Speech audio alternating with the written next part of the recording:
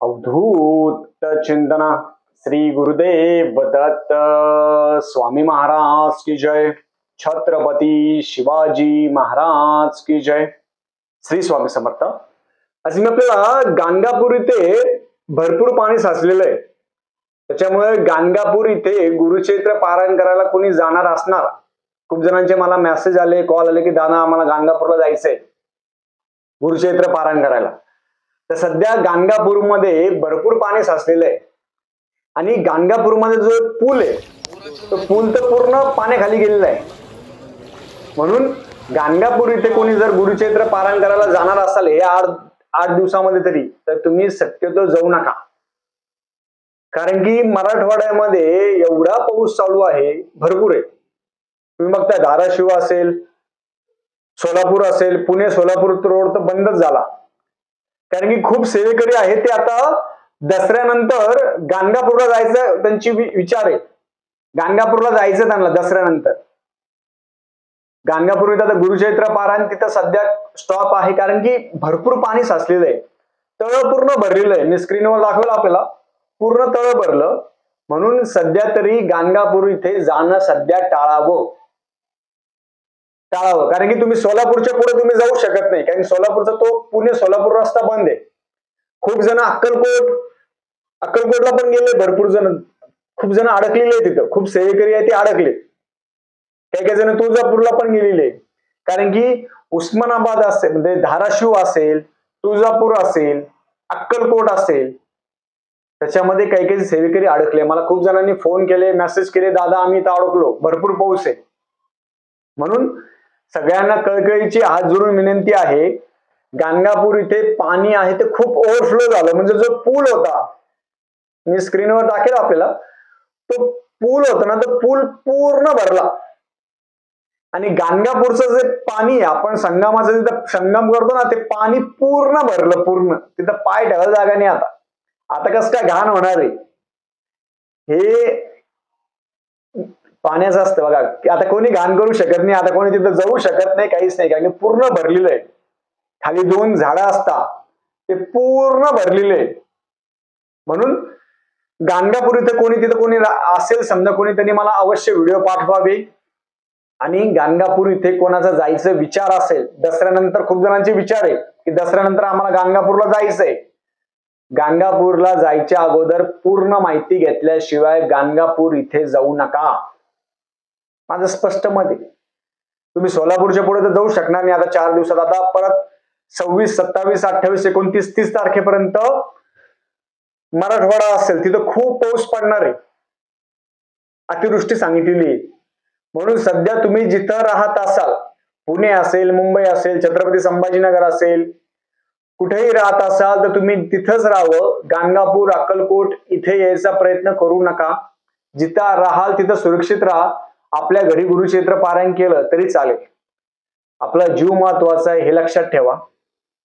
म्हणून आता ते पाण्या करू नका, कारण की रस्तेच बंद झालेले, तुम्ही पुढे जाऊ शकत नाही। म्हणून जेव्हा रस्ते मोकळे होतील, पाणी कमी होईल, पाणी कमी झाल्यानंतर तुम्हाला कळवण्यात येईल, पाणी कमी झाल्यानंतर मी तुम्हाला व्हिडिओ मार्फत मी तुम्हाला सांगेल, आणि त्यानंतर तुम्ही गाणगापूर इथे किंवा अक्कलकोट इथे तुम्ही जाऊ शकता। गाणगापूर इथे तुम्ही 3 दिवसाचं, 7 दिवसाचं, 1 दिवसाचं गुरुचैत्र पारायण तुम्ही करू शकता आणि करावं, कारण की आता अशा काळामध्ये कसं आहे, पाणी भरपूर आहे।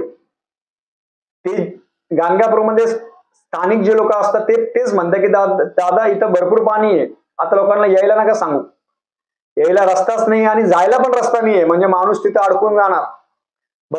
भरपूर सेवेकरी तिथं अडकलेले।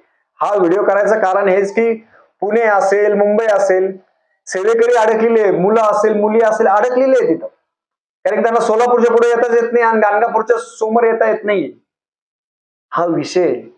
म्हणून सगळ्यांनी लक्षात ठेवा, तिथं जरी असेल त्यांची तिथं राहायची जेवणाची सोय आहे, त्यामुळे काळजी करू नका। कोणीही आता या दसऱ्यापर्यंत तरी कोणीही गाणगापूर इथे जाऊ नका। सोलापूर जोपर्यंत पाणी पुणे सोलापूर रोड मोकळा होत नाही तोपर्यंत कोणीही तिथे जाऊ नका, ही सगळ्यांना कळकळीची विनंती आहे। आणि जे संगम आहे ते संगम पूर्ण भरलेले आता, त्या पुलाच्या वरतून पाणी जात आहे म्हणजे विचार करा संगम किती भरलं. पूर्ण संगम भरलेलं आहे, पूर्ण संगम भरलं. आम्हाला पण जायचा विचार चालू होता या दसऱ्यामध्ये, म्हटलं जाव, पण आता पाणी जास्त असल्यामुळे कसं जाणार आहे, नाही जाऊ शकत. दत्त महाराजांची इच्छा आहे, पण आता काही दिवसानंतर पाणी कमी होईल. पाणी कमी झाल्यानंतर प्रत्येकाने जावं. माझं पण आता सप्टेंबर ऑक्टोबर मध्ये गाणगापूर इथे जायचा योग आहे, तसं मी तुम्हाला सगळ्यांना सांगेल. पण सगळ्यांना कळकळीची विनंती आहे, हात जोडून प्रत्येकाने आपण आता जिथं आहात तिथंच राहावं. गाणगापूर अक्कलकोट इथे यायचा प्रयत्न करू नका.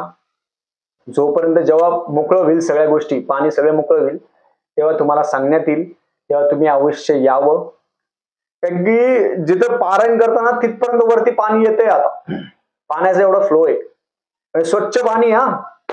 संगमाचं पाणी स्वच्छ, अति निर्मळ पाणी येते. असं म्हणू नका की पाणी असं असतं, काही नाही.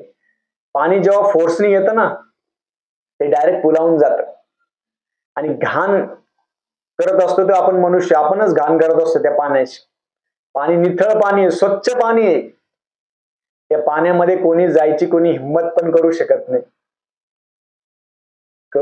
नाही, कारण एवढं पाण्याचा फ्लो एवढा मोठा आहे, त्या पाण्याचा भरपूर मोठा फ्लो आहे. म्हणून सगळ्यांनी गाणगापूर किंवा अक्कलकोट इथं जायचा प्रयत्न करू नका. हीच सगळ्यांना कळकळीची विनंती आहे. झाल्यानंतर तुम्हाला सांगण्यात येईल आणि झाल्यानंतर तुम्ही अवश्य प्रत्येकाने अक्कलकोट गाणगापूर इथं जावं, पारायण करावं. तिथं घाण करू नका, तिथं स्वच्छता राखा आणि स्वच्छ ठेवा. हीच तुम्हाला सगळ्यांना विनंती करून सांगायचं होतं. जास्तीत जास्त सगळ्यांनी हा व्हिडिओ शेअर करा. जे गाणगापूरमध्ये स्थानिक असेल किंवा बाहेरचं कोणी अडकलं असेल तिथं संपर्क करावा. आपल्याला पूर्ण मदत तिथं करण्यात येते. झालेली सेवा मी महाराजांच्या रुजू करतो. श्री स्वामी समर्थ.